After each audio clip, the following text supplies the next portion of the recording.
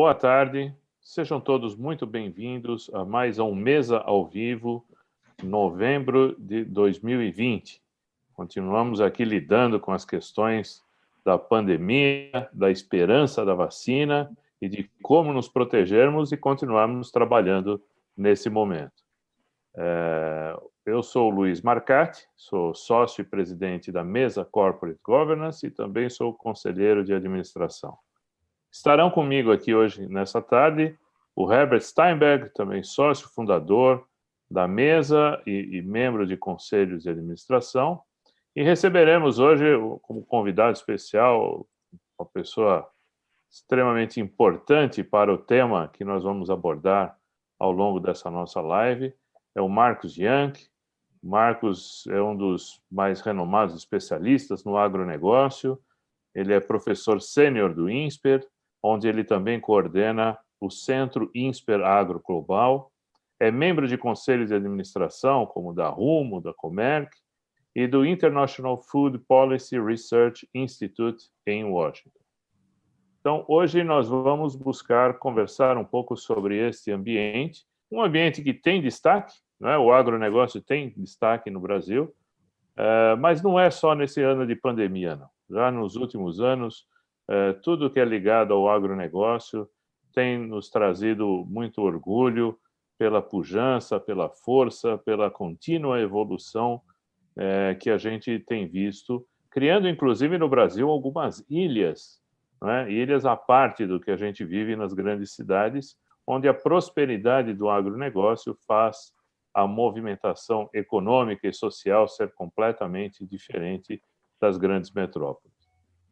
O agronegócio, já há muitos anos, a gente vem percebendo contínuas evoluções, seja no sentido da produção, do aumento de produtividade, no desenvolvimento genético, do aporte de tecnologias, também nos ambientes de administração do agronegócio, com o crescimento de grandes grupos empresariais, mas a gente não pode esquecer que muito do que se faz ainda na agricultura, na pecuária, está ligado a pequenas e médias empresas. Calculam que só em São Paulo são mais de 350 mil propriedades rurais particulares de pequeno e médio porte.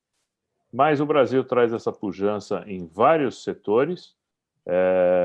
O Porto de Santos tem batido recorde de exportação, principalmente da produção a granel, e nós vamos buscar explorar um pouco do conhecimento, da vivência do Marcos Jank com todos esses assuntos.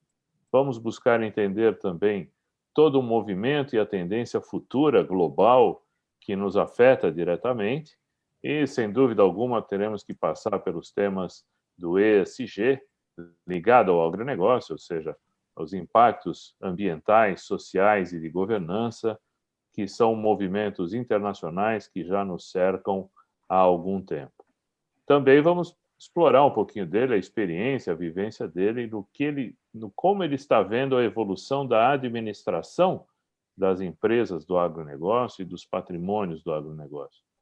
A gente tem visto, nos últimos tempos, um cenário diferente. Antigamente, os fazendeiros mandavam seus filhos para estudar na cidade e muitos não voltavam mais, né? Se tornavam médicos, advogados, engenheiros.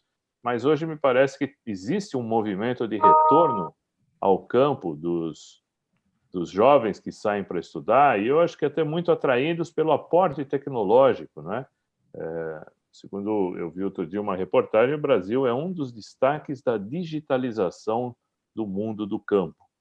Então, vamos ouvir um pouquinho sobre isso e como se evolui também no ambiente da governança, não só dos grandes grupos, mas principalmente nessas empresas que eminentemente são familiares e que administram patrimônios gigantes de grande valor num mercado pujante como esse.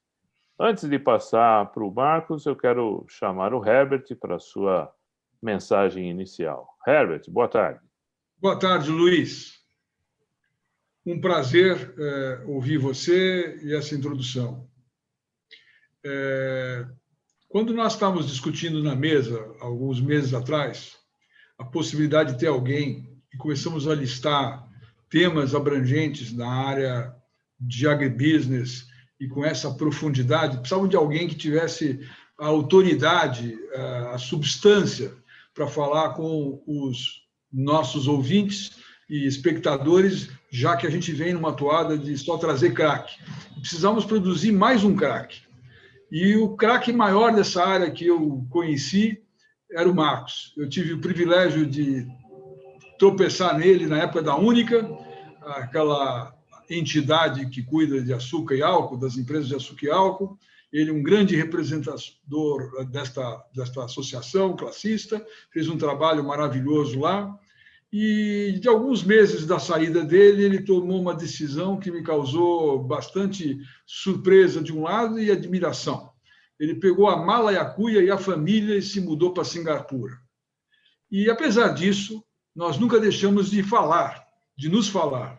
Era um e-mail bissexto, mas a gente trocava umas palavras, uma pergunta que ele fazia sobre algo, eu sobre outra coisa, minha curiosidade de saber o Brasil visto desde a Ásia, e eu sempre tinha o melhor porta-voz para isso, que era o Marcos.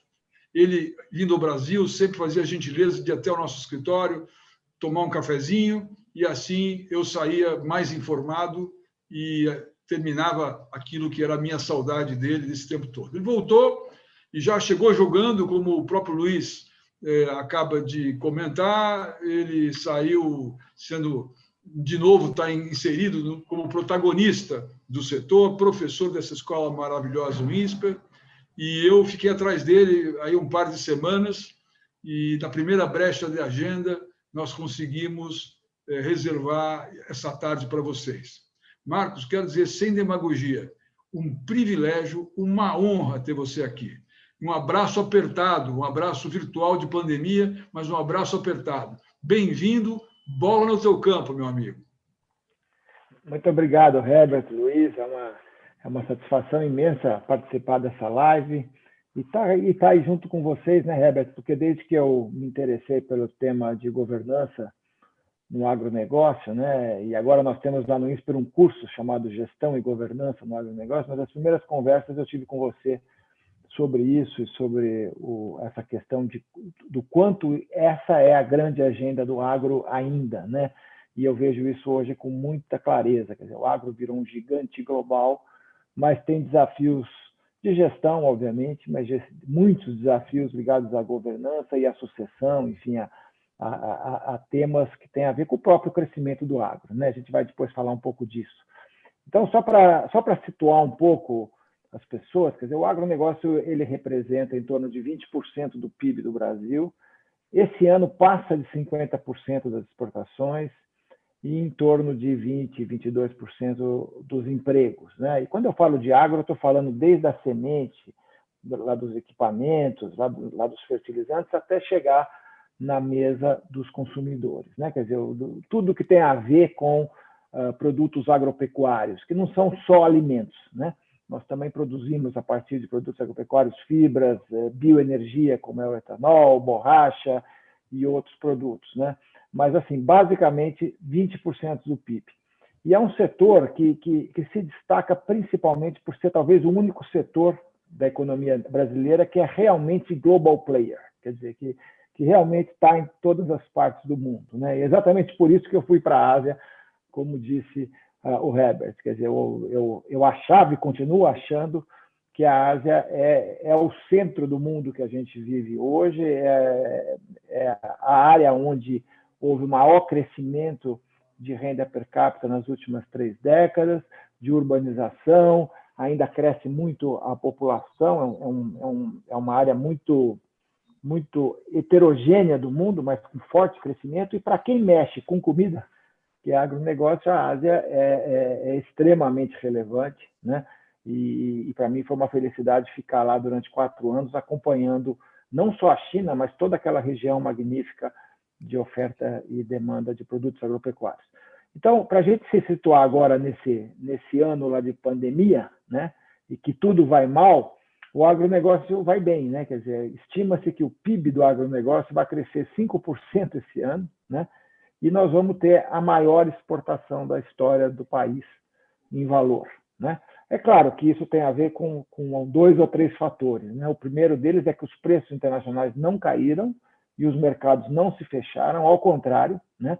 Nós estamos exportando muito hoje para países emergentes.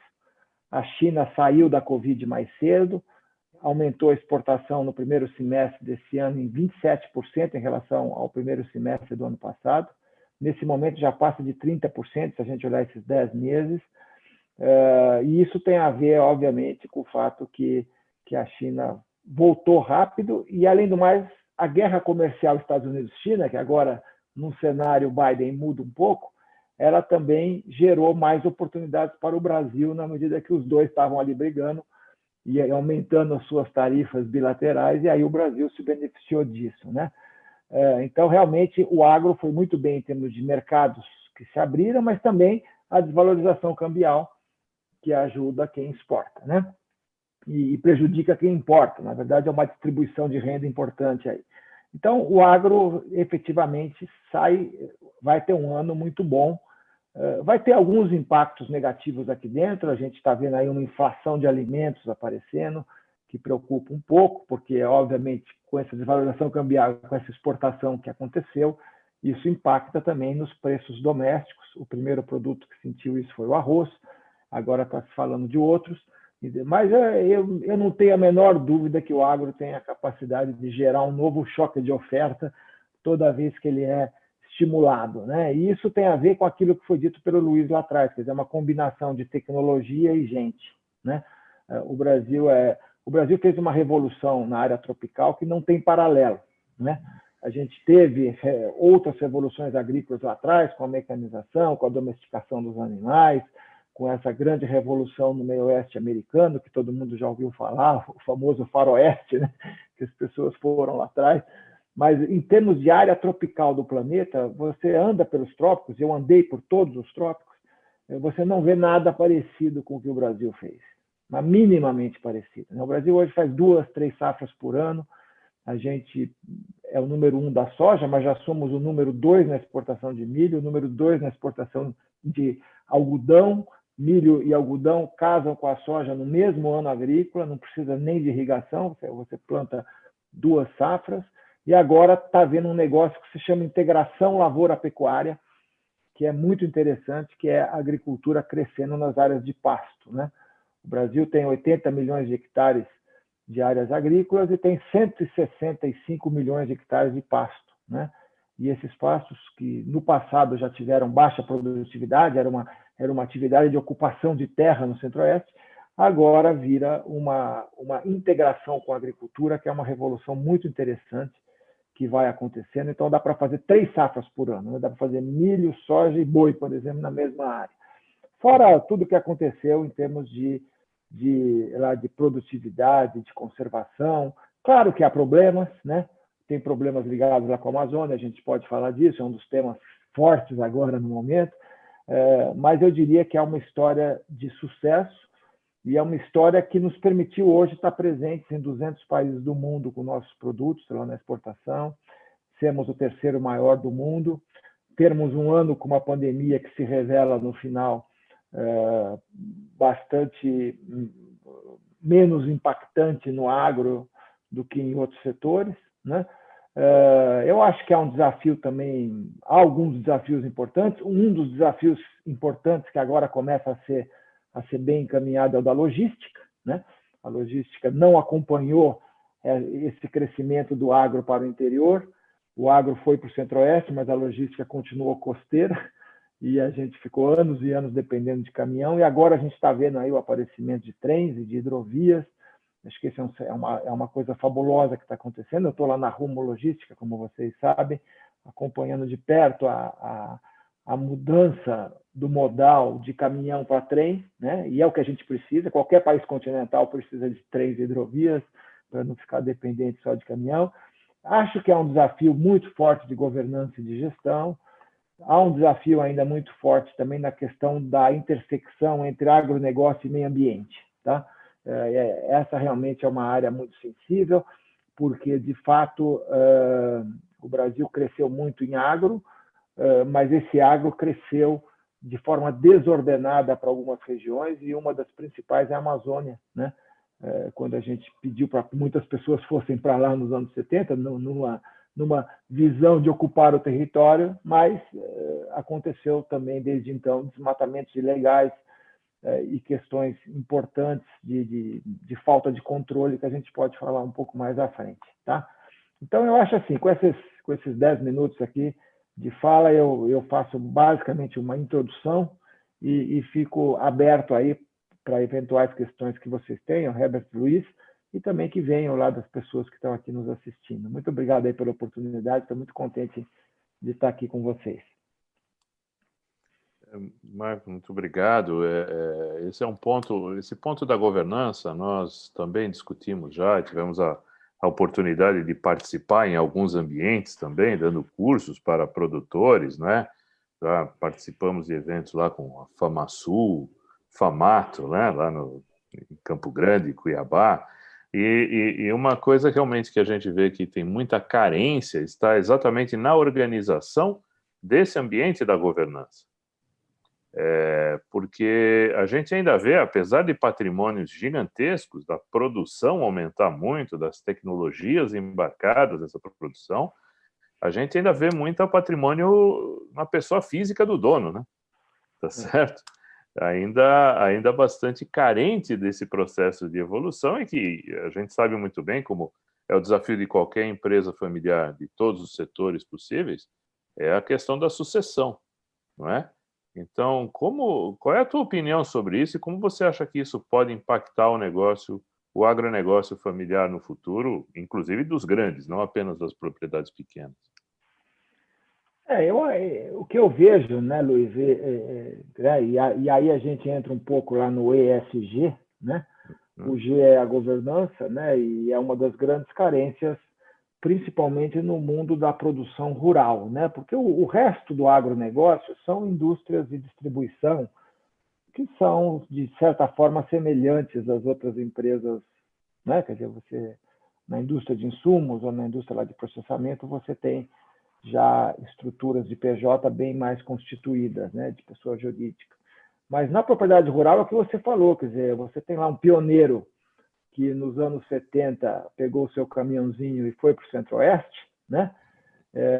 Talvez num dos processos de mobilidade social mais importantes que tem no mundo, né? As pessoas acham que nós temos barões do café, barões da cana, né? Porque, de fato, talvez lá nos portugueses a gente teve capitanias hereditárias, teve barões no período lá do Império, mas a verdade é que os produtores de hoje, que são imensos produtores lá no Centro-Oeste, são, na sua maioria, migrantes, né?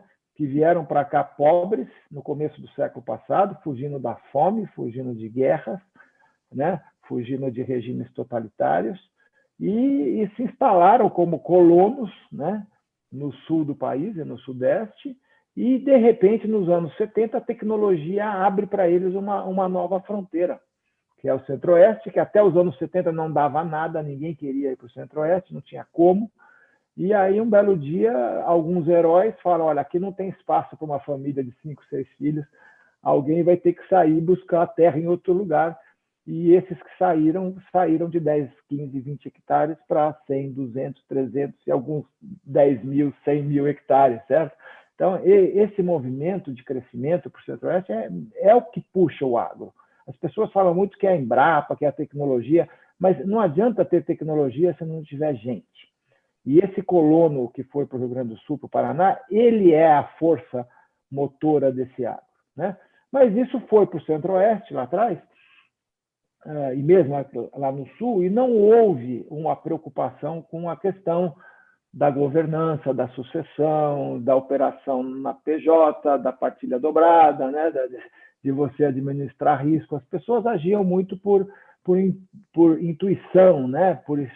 por experiência de produção. Eu vou para uma região que dá soja, eu vou para uma região que dá boi, e a meta era sempre crescer, crescer, crescer, né? Aumentar o volume de produção, aumentar a produtividade física da agricultura, né?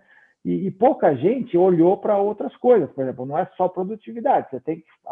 Você tem um tripé que é o começo de tudo, que é você olhar produtividade e o crescimento físico, mas do outro lado você olhar o retorno, né, daquele negócio, e do outro lado você olhar o risco daquele negócio, né?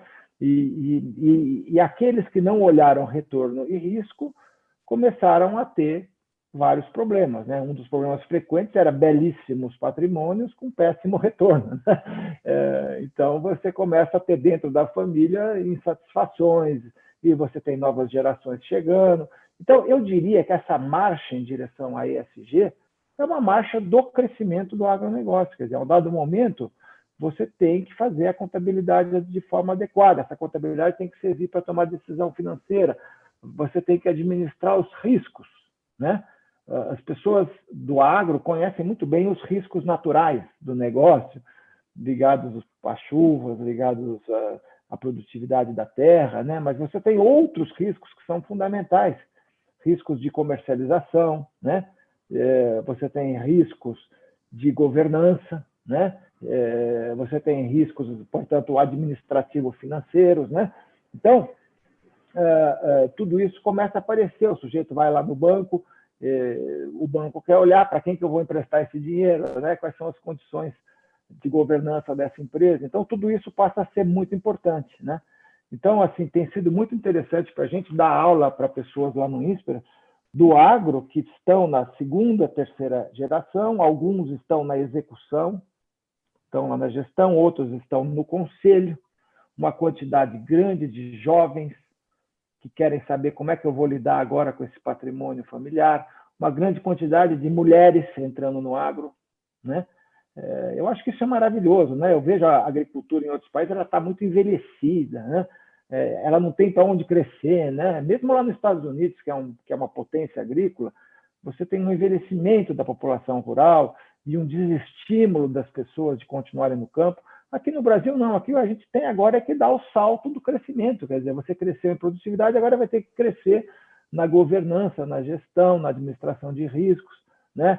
E vai ter que crescer também no E e no S, né? Não é só a governança, mas é também a questão do meio ambiente e a questão ligada à parte social da produção agrícola, né? Então, eu acho que tudo isso hoje entra numa velocidade muito rápida e vai nos levar aí com o tempo a ter muito mais empresas que vão ter conselhos de família, vão ter conselhos de administração, conselhos consultivos. Acho que tudo isso vai chegar com muita força nesse agro que cresceu fisicamente, que exporta muito, mas que ainda precisa melhorar o ESG, né? Marcos, abusando de você, a China tem consumido tudo, especialmente no setor que estamos falando, o agro. Mas ela também é uma protagonista invasiva em outros campos. Não estou aqui fazendo crítica ideológica, não. O que eu observo, através da nossa atividade profissional e até visitando lugares profissionalmente, a África foi toda tomada por chineses. Se você vai a qualquer país africano, você teve lá a entrada de chineses, mão de obra, projetos, compra de terras e aluguel de mão de obra externa deles para ensinar, inclusive, os africanos. Você vê isso acontecendo em toda parte. Eles praticamente compraram a África. Mais recentemente, nos últimos 5 anos, eu percebo um movimento, sempre se fala muito no Congresso avaliando a abertura de compra de terras a estrangeiros, e por trás sempre tem chineses.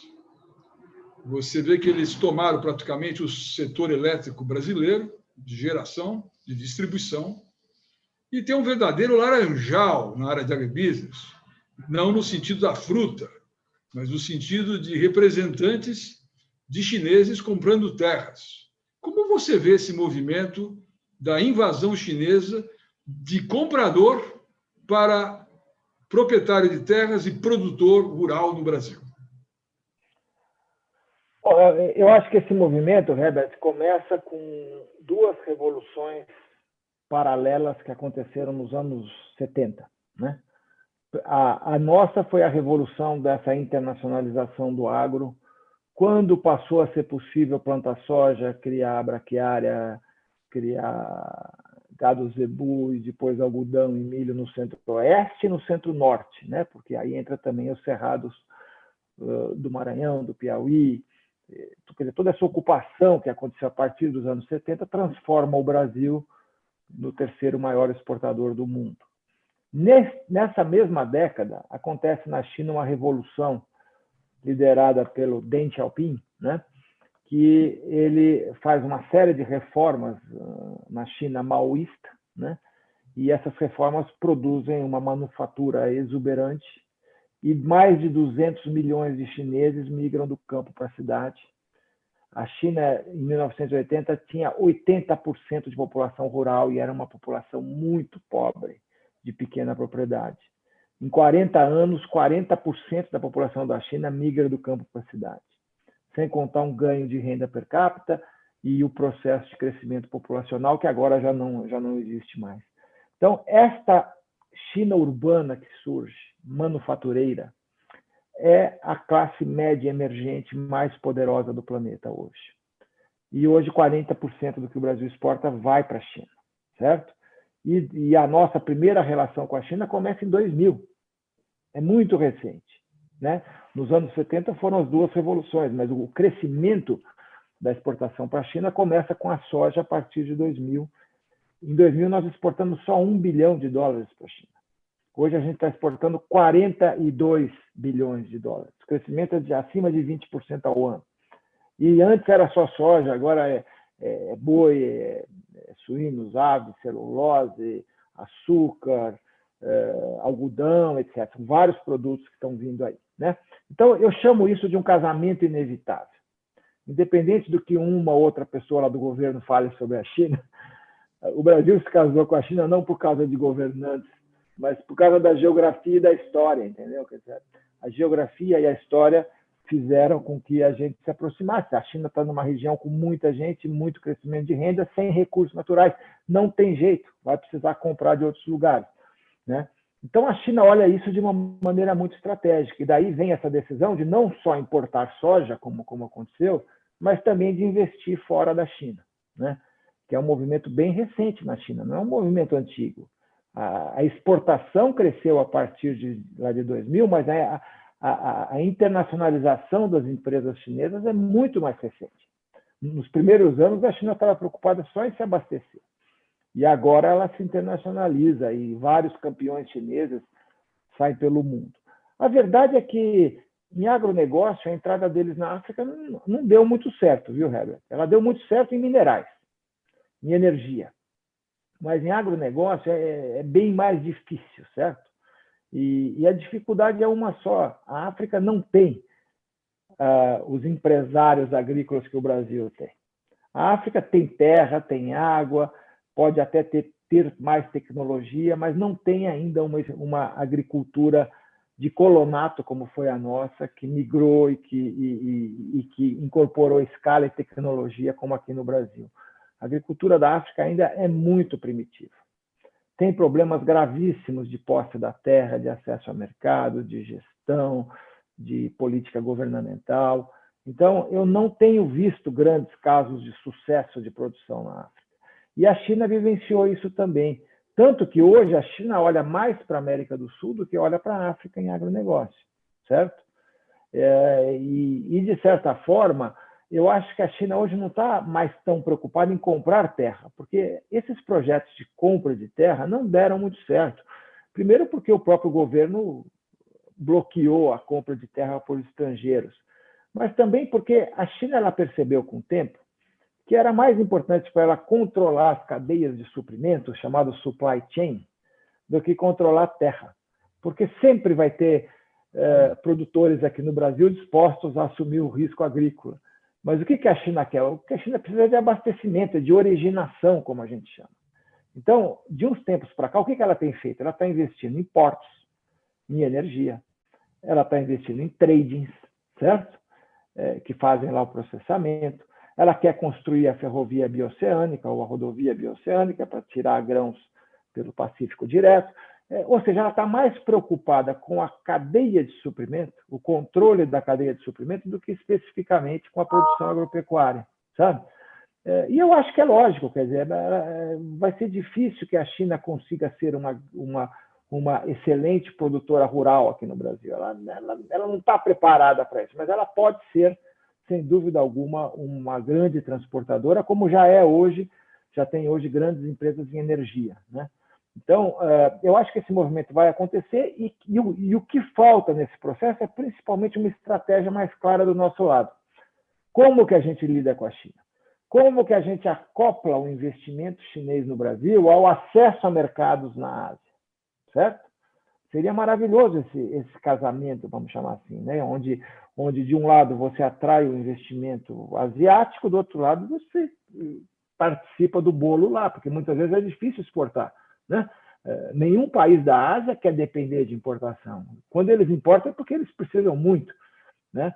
Como está acontecendo nesse momento com a China, mas se eles puderem, eles vão ser autossuficientes. Então, a gente tem que navegar nesse universo. Eu aprendi muito a navegar nisso. Eu fiquei 4 anos lá fazendo isso. Acho que esse casamento talvez seja o nosso casamento mais importante, como é também com os Estados Unidos. Eu não estou aqui dizendo que eu digo que a China é mais ou menos importante, estou dizendo que são os dois países mais relevantes para a gente hoje, para desenvolver uma parceria, são os Estados Unidos e China, né? E o Brasil saber navegar nisso.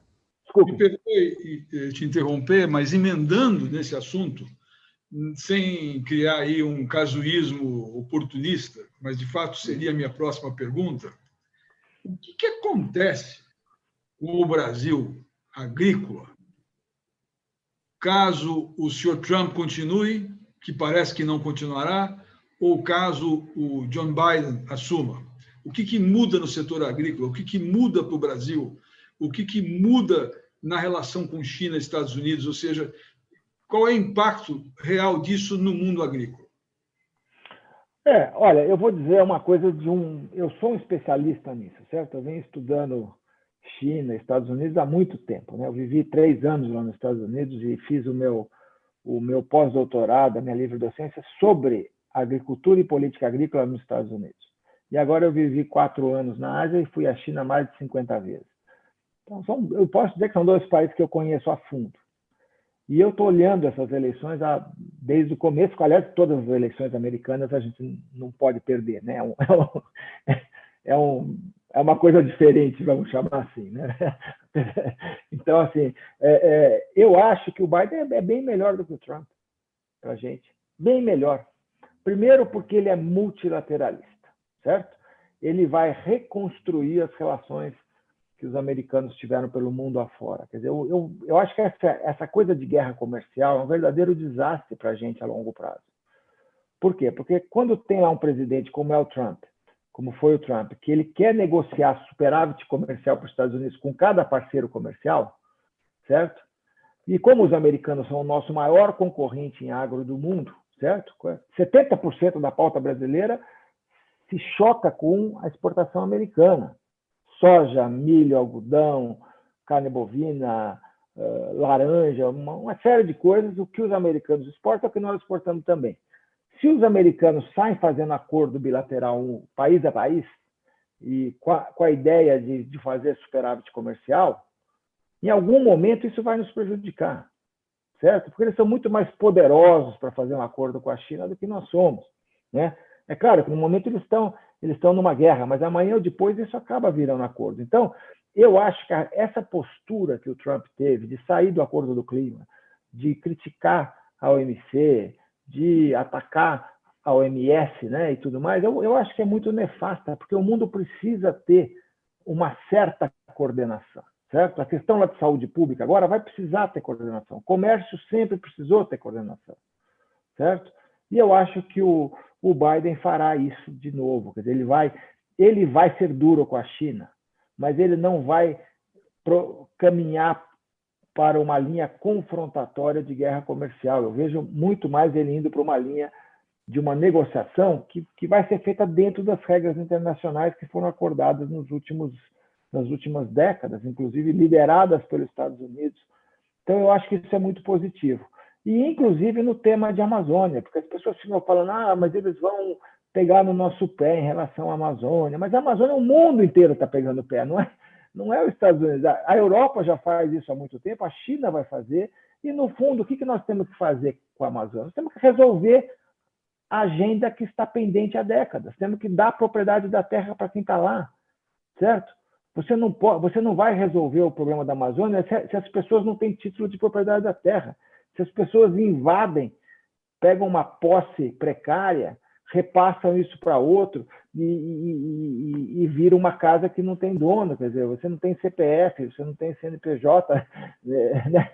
A Amazônia ainda opera numa situação que não chega nem na pessoa física, porque você não sabe nem quem é a pessoa física que está lá. Então, nós temos que resolver esse problema, temos que implementar o Código Florestal, que é uma legislação moderníssima, que nunca foi implementada, foi aprovada 8 anos atrás. Temos que fazer a lição de casa. E agora, não é o Biden que vai pressionar a gente, são os nossos clientes, são os grandes bancos, os grandes supermercadistas, são eles que vão pressionar por uma solução para a ilegalidade que tem lá na Amazônia. E se a gente se move nisso, a Amazônia deixa de ser passivo e passa a ser ativo para o Brasil. E é um ativo magnífico, se for bem trabalhado, porque é um ativo mitológico para a humanidade, certo? E talvez seja a área do Brasil mais falada pelo mundo é a Amazônia, apesar de não ser a área de maior produção. É uma área de grande pobreza, na verdade, certo? Então, como é que a gente transforma essa Amazônia num verdadeiro ativo? Acho que é uma questão importantíssima para o agro, e eu acho que o Biden ajudará a gente a caminhar nessa direção, né? Quer dizer, ele vai fazer pressão, sim, ele não vai ser mole com isso, ele vai voltar para a discussão de clima, que é uma discussão importante, mas o Brasil pode transformar essa discussão num ativo de biocombustíveis, de energia renovável, de agricultura de baixo carbono, de código florestal implementado, sabe? Eu vejo muito por esse lado. E eu acho que o lado que o Trump estava indo, espero que isso acabe logo, é um lado muito ruim. Muito obrigado. Bom, tem uma coisa que a cada 4 anos a gente tenta aprender é a entender o processo eleitoral americano, né? Mas já perdi a esperança desse, porque desse eu também já estou com mais perguntas do que entendimento. Mas, Marcos, eu vou trazer o assunto de volta aqui para dentro. Chegou uma observação da audiência aqui, da Sandra Capel, que está nos acompanhando, e ela fala sobre os desafios que as pequenas propriedades rurais têm, porque elas trabalham ainda de uma maneira talvez não com tanto acesso à tecnologia e com menos capacidade de competir no mercado com grandes grupos, né? Aí eu queria aproveitar e juntar essa observação da Sandra e te perguntar como é que você vê o ambiente das cooperativas aqui no Brasil e o que você acha que tem de oportunidade ainda disso crescer no nosso país? Eu acho que é ótima essa pergunta da Sandra. É Sandra, né? Sandra. Que você falou.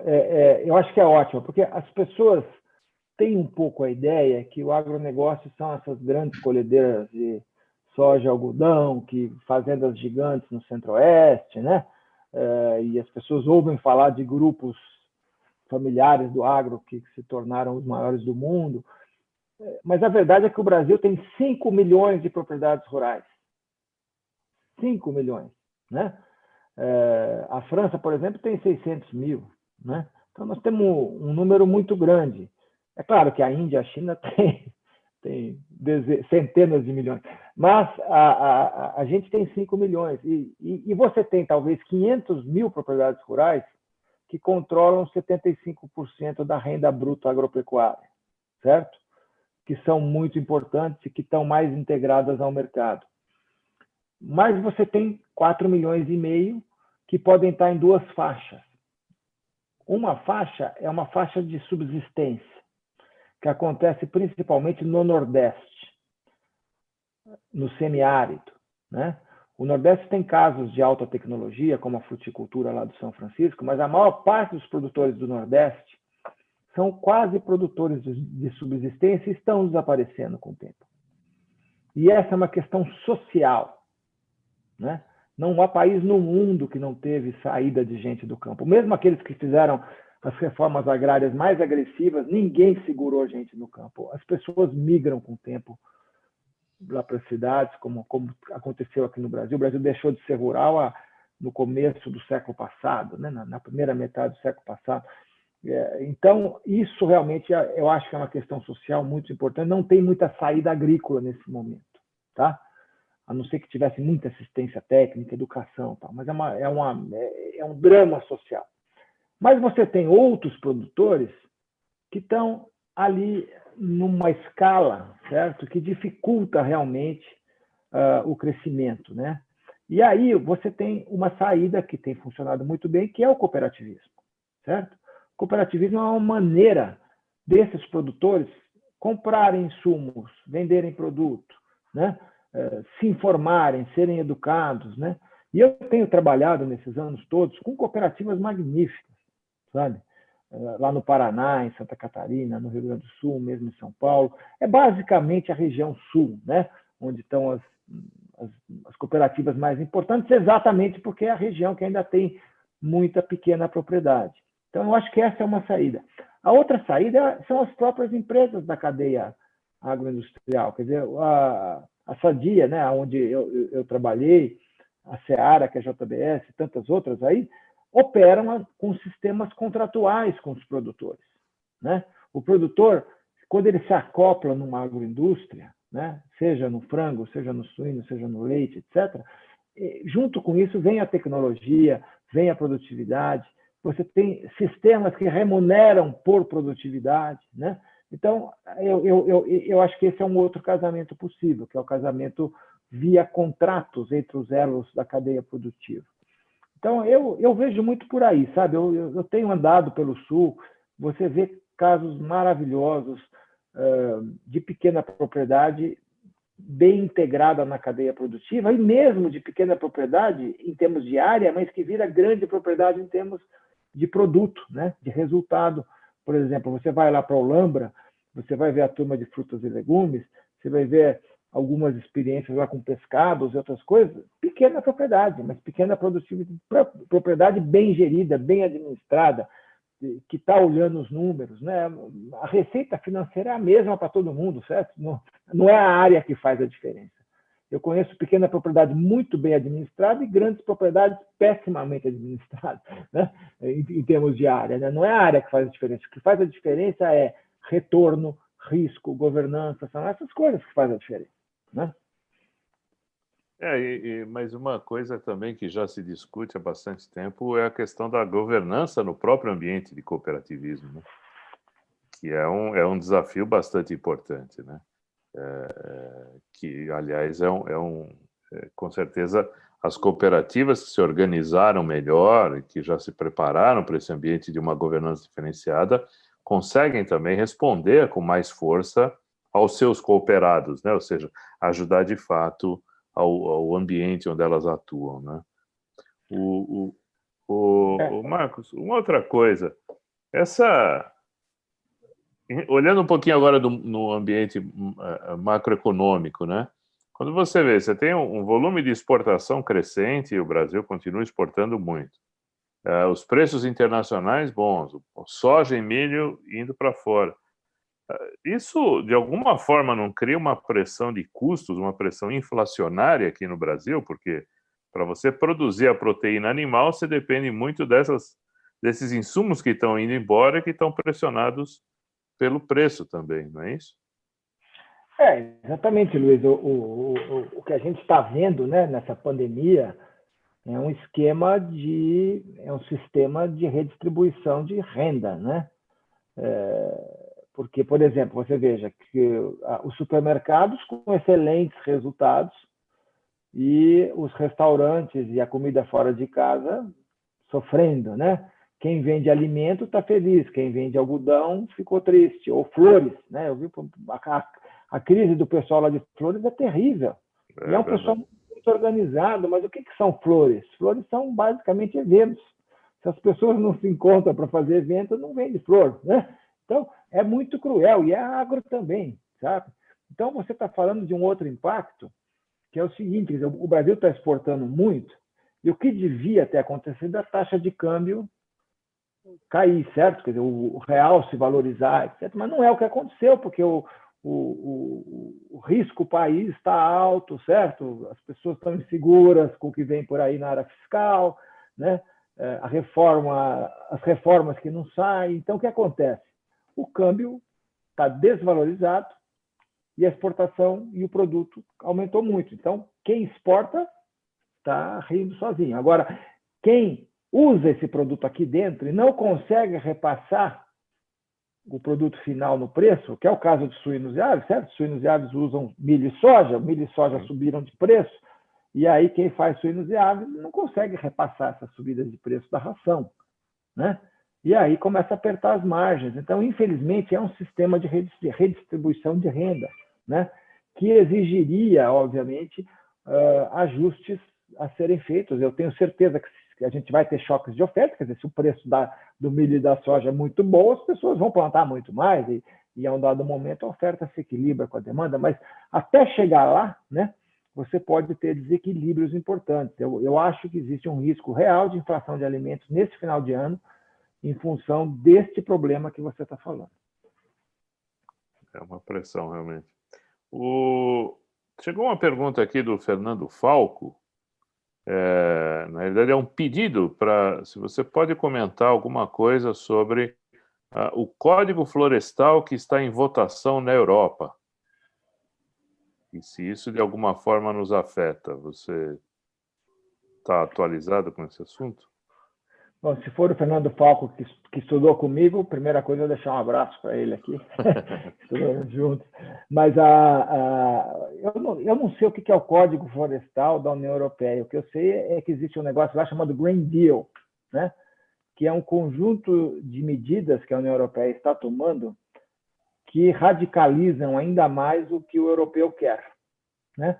Então, isso tem a ver, por exemplo, com coisas como essa política agora que eles querem fazer de não importar desmatamento, né? Quer dizer, controlar a rastreabilidade de tudo que entra na Europa, inclusive questionando o próprio acordo Mercosul-União Europeia. Tem uma linha toda de agricultura orgânica, uma certa rejeição a proteínas animais, como é a carne bovina, por conta de mudança do clima. Quer dizer, então, tem um monte de medidas que vão tornar a Europa ainda mais restritiva, né? Então, o que eu gosto de falar é o seguinte: a Europa, o que a Europa pensa da gente é muito importante, mas a Europa não representa o que o mundo pensa da gente, certo? O mundo é muito mais amplo do que a Europa, ainda que a Europa seja muito vocal, né? Mas eu andei pela Ásia, pelo interior da Ásia, e eu vi um nível de pobreza e um nível de pessoas buscando comida e querendo comer carne bovina, não uma vez por semana, mas 2 ou 3, e alguns não comem nenhuma lá por semana, que é impressionante. A própria Índia, que é um país vegetariano, uma parte é por religião, mas uma parte é por falta de renda. E na hora que essas pessoas têm acesso a um McDonald's, a um Big Mac, forma fila de gente, sabe? Então, assim, o Brasil continuará sendo um exportador de commodities que são fundamentais para a alimentação do planeta, para a segurança alimentar, tá? E, obviamente, se você quer vender lá para a Europa, você vai ter que respeitar um conjunto de exigências que outros países não vão fazer. Certamente a China não fará o mesmo nível de exigência do Green Deal da União Europeia. E a gente tem que navegar nesse mundo, um mundo que tem diferentes segmentos de consumidores, diferentes rendas, diferentes drivers. Não é uma coisa única, é uma coisa muito heterogênea, né? Então, eu acho que é isso, basicamente, sabe? Agora, falando de Código Florestal, o que me preocupa é a implantação do nosso, sabe? Porque a gente não pode falar para o mundo que temos um Código Florestal dos mais modernos e exigentes, o que é verdade. Os produtores aqui no Brasil têm que manter 20% da propriedade com floresta, mais as APPs, as áreas de preservação permanente, lá no Centro-Oeste e Norte, 35%, na Amazônia 80%, né? A custa deles, isso é verdade, é muito rígido, mas ele não foi implementado. E tem uma ilegalidade. E essa ilegalidade tem que ser combatida e resolvida. Então, o que eu me preocupo quando eu falo sobre a Europa, não é o que a Europa vai fazer como legislação, mas é que nós temos que fazer a nossa legislação ser totalmente implementada. Porque se ela tivesse implementada hoje, a gente não estava sofrendo essa crítica toda, né? Essa crítica toda que está vindo é pela falta da legislação implementada. Tá? Então, me parece que é por aí a nossa preocupação. Marcos, emendando essa preocupação, você é um protagonista com voz. Você tem opinião. Você pode até não falar neste ou naquele fórum, mas você tem opinião e tem voz.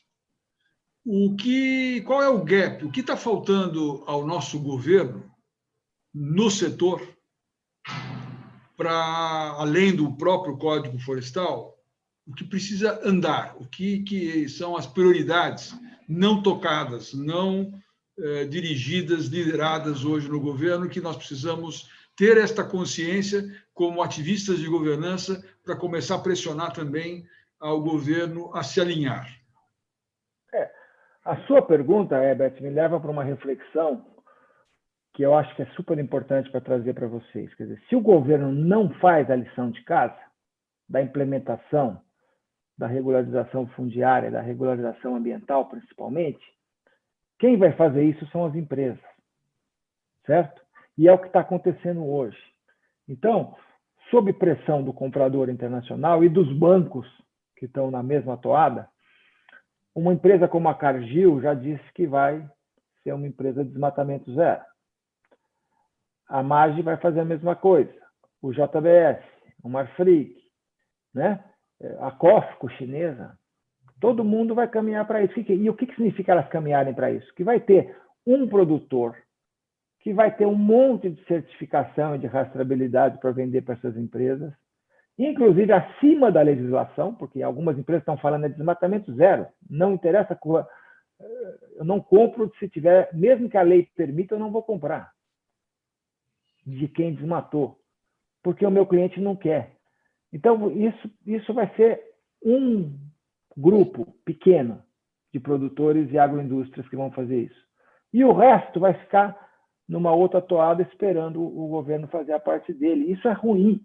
É ruim ter uma agricultura em duas velocidades. Uma agricultura certificada, rastreada e outra não. Sabe? Eu não estou dizendo que todo mundo tem que caminhar. O que eu estou dizendo é o seguinte, o Brasil tem legislação. Vamos implementar essa legislação. Vamos fiscalizar e vamos criar um padrão de compliance em relação à lei para começar a conversa. E o que é esse compliance? Regularização fundiária. Possivelmente metade da terra brasileira usada, ocupada, não tem título estável.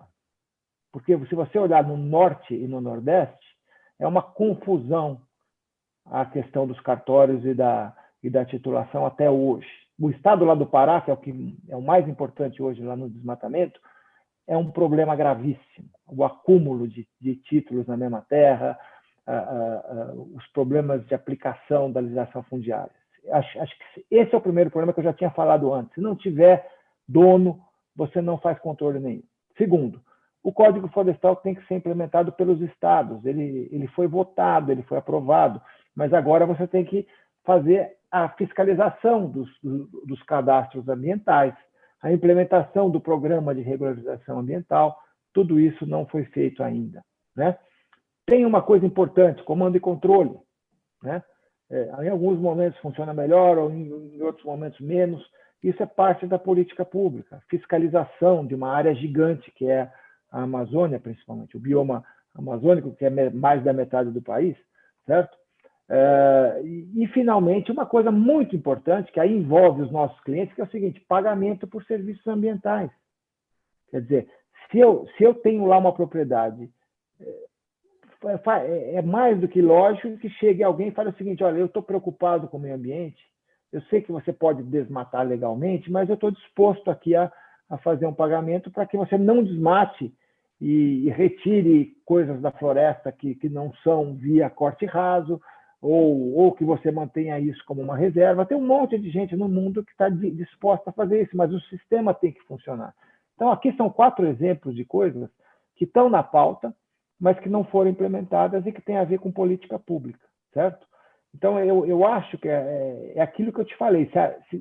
Se nada for feito, o setor privado vai resolver isso de alguma forma, mas não é a forma mais adequada. Tem que ser através da política pública funcionando. Muito obrigado. Outro ponto que também tangencia por isso, Marcos, é a questão que a gente sempre já viu daquelas barreiras sanitárias geográficas, né, para proteção, os controles fitossanitários. E nós tivemos um problema aí nos últimos, acho que é uns 2 anos atrás, aí, com relação à produção animal, que até grandes empresas foram envolvidas aí em questões de possível corrupção em fiscalização e tudo mais. Isso também impacta a nossa imagem no exterior, né? Porque grande parte dessa produção também é exportada, né? Nós estamos fazendo de verdade a lição de casa com relação a esse controle sanitário da produção animal? Olha, eu trabalhei para as entidades que exportam carne para o mundo, certo? Quer dizer, então, eu estava lá na Ásia depois dessa crise que você falou e acompanhei as críticas que foram feitas em função do que o próprio Brasil disse que tinha acontecido, o que foi dito no momento da eclosão dessa crise e tal. Mas o que acontece? O que aconteceu logo depois? Né? Muita coisa tinha a ver com explicar aquele momento e o que aconteceu. Mas muita coisa também tinha a ver com o sistema sanitário, né? E, na verdade, o sistema sanitário brasileiro é dos mais desenvolvidos que existem, certo? Quer dizer, o Brasil não exportaria carnes para 150 países, incluindo Europa e Japão, né? Se não tivesse um sistema sanitário que funcionasse, um sistema como a gente chama de defesa sanitária, que faz todo o processo de habilitação de plantas. Porque quando a gente fala de carnes ou de lácteos, é diferente de soja. A soja, qualquer produtor de soja pode exportar a sua soja desde que ela passe por um certo padrão. Nas carnes, não. Cada frigorífico é inspecionado. E, por exemplo, a China hoje é uma grande compradora de carne do Brasil, é a número 1. Mas nós só temos 100 frigoríficos habilitados para vender para a China. E eles todos passaram por um processo de auditoria e tiveram que responder longos questionários e tiveram fiscalizações. E assim funciona. Então, o Brasil está acostumado a fazer isso. Nós somos o maior exportador mundial de carne bovina, de carne de aves e o quarto de frango, de carne suína, né? Então, o Brasil faz isso há bastante tempo e o Brasil pode, inclusive, melhorar como ele faz isso. E eu acho que vai ter que melhorar pelo seguinte, porque um dos grandes problemas que a pandemia traz é o problema das zoonoses. O que são zoonoses? São doenças transmitidas por animais para pessoas. Podem ser animais silvestres, como foi a Covid, parece que foi a Covid, morcego, não sei direito o que foi, mas podem ser também animais domésticos. Nós já tivemos gripes aviárias atingindo pessoas, gripes suínas, certo? E outras. Então, este problema das zoonoses e das pandemias e o problema do que a gente chama hoje de food safety, que é a preocupação que o consumidor tem em saber de onde ele compra, incluindo o bem-estar dos animais, certo? É uma agenda muito importante, cada vez mais importante, que se mistura com o tema da rastreabilidade, né? Você bota o seu código, bota lá o teu celular lá numa carne que você está comprando, você sabe aonde que ela foi feita. Isso vai ser, eu acho que isso é inevitável, sabe? Então, me parece que a gente está bem nessa fotografia. Eu não estou dizendo que a gente não tenha crises. Nós já tivemos várias crises, tivemos essa que você falou, mas tivemos crise de vaca louca, tivemos crise de aftosa, tivemos crise de abscesso por causa da vacina com os Estados Unidos, tem um monte de crise. Mas a questão é como é que você responde a essas crises e o que você melhora depois de uma crise, né? Eu acho que o Brasil tem melhorado, pelo menos eu tenho acompanhado agora o trabalho recente da ministra Tereza Cristina, que eu adoro, eu acho ela espetacular, e a quantidade de mercados que ela abriu depois da pandemia é impressionante. Não é só de carne, não, um monte de coisa, de frutas e outros produtos, que inclusive o próprio setor privado não está aproveitando, né? Então, assim, eu acho que a gente tem aí uma grande oportunidade de caminhar nessa direção, de resolver a questão ambiental, que já data de 30 anos. As pessoas falam que esse é um problema de hoje. Não é de hoje, é um problema de muito tempo atrás, né? O problema fundiário brasileiro é muito antigo, de regularização. Então, a gente tem que resolver esse problema na parte da sustentabilidade e temos que resolver o problema lá da sanidade. Até tenho falado que, além do ESG, né, que é o que as empresas estão atrás, a gente tem 3 S's no agro que são fundamentais, né?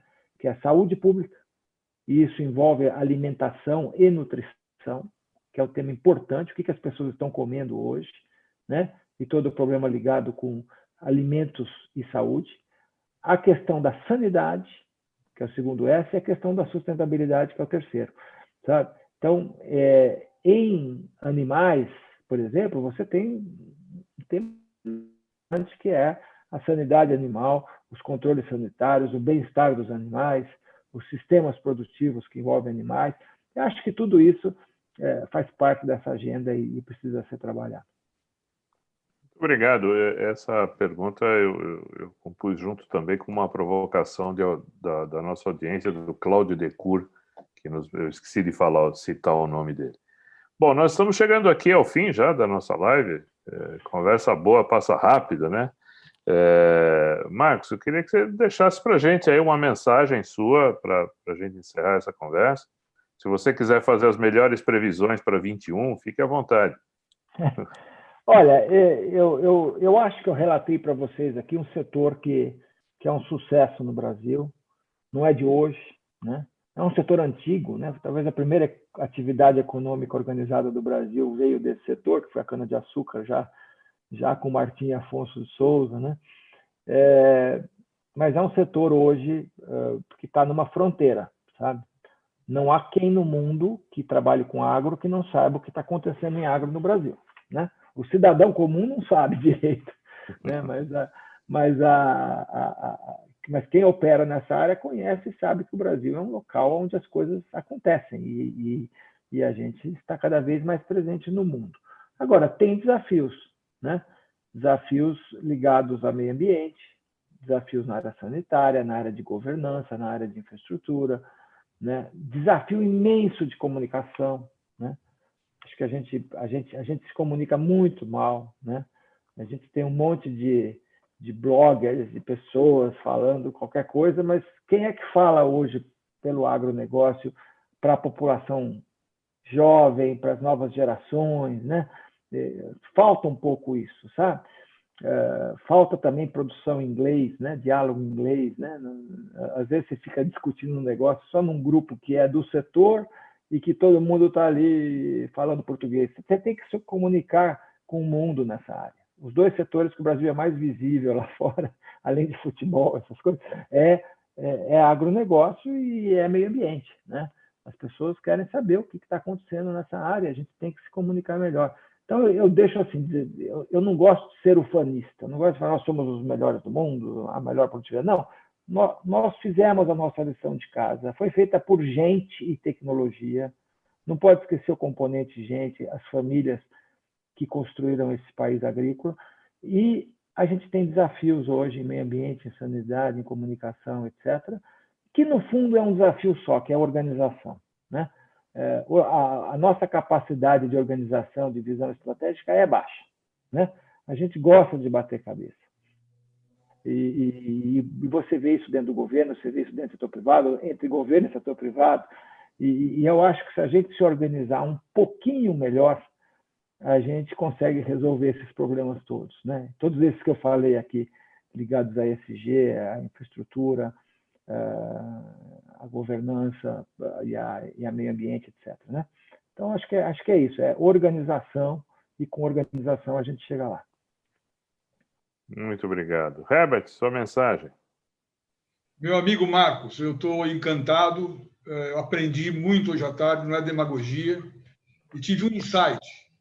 Qualquer que seja a ideologia em 22, eu já tenho um nome para ministro da Agricultura substituto. Não faça isso comigo.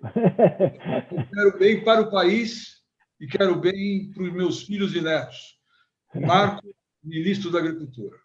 Meu amigo, um grande abraço para você. Está lançado, hein?